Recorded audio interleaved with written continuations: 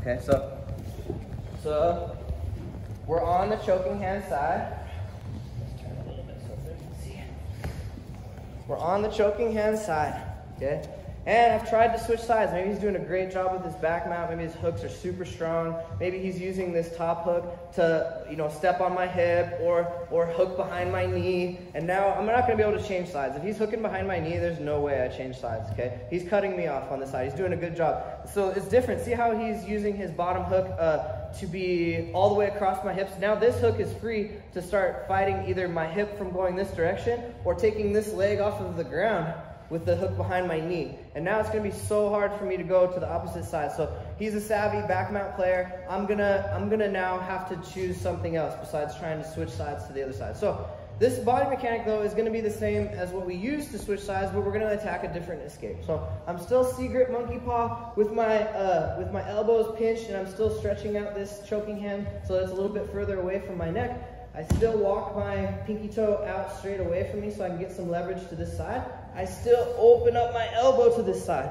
But what we're gonna do differently now is this hand is gonna shoot up and grab the collar right behind Tim's neck, okay? So I shot up my kickstand. I have the collar right behind Tim's neck, right by his ear, but my pinky finger can touch his ear, tickle his ear a little bit. All right, so now I need to bring this knee under so that I can get this hook out, okay? So if you just try and turn your hips, so take your hook.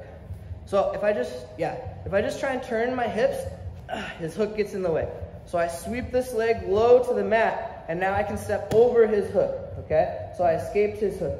So now what I'm gonna do, I am gonna get up to my knees to this side, but there's something, so the reason that I tell you guys that this is not a primary attack is, if I do this wrong, I'm gonna get my back taken again, and I'm gonna be in submission danger, okay? So what I wanna do is, when I get up to my knees here, I need to put my forehead on the ground right next to Tim's head, okay? If I go like this, he's gonna retake my back, and I might even get submitted because this is a bad position to be in for this arm, okay?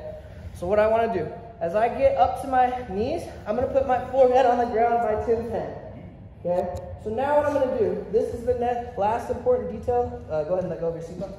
The last important detail is, when I get up, my shoulder is under Tim's armpit like this. But as soon as my forehead hits the ground by Tim's head, I need to do this. Pinch it between my hand and my shoulder. So I'm like tripoding on his shoulder. And now he can't chase my back, okay? So I was here with my arm underneath. I'm getting ready to come up. As I come up, I'm thinking about putting my forehead on the ground up by his head. And then immediately as my head gets that high, I take my shoulder out and I put it on top of his shoulder.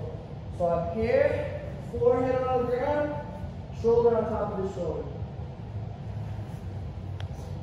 So I'm here, I'm getting ready to come up to my knees, I'm driving my forehead forward, and then taking my shoulder out and getting up to my shoulder. Now, he's going to be trying to take my back still, so take your seatbelt here. He's going to be trying to take my back still, but he's stuck because I'm pinning his shoulder to the ground. Before I lift my head up, I want to take my underhook first. And then I get my head across his body and I end up in half guard. Okay, so we're here. We're on the choking hand side. I walk my toes out. I build up my elbow underneath him, and I'm looking for this collar right here. So now I have the collar. I'm bringing my top hook, knee scraping along the ground so I can get inside this top hook and start to bring my foot over.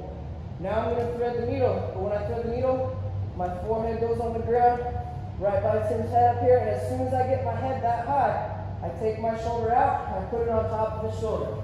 So I'm here, here. Now I get my underhook, and I get my head across.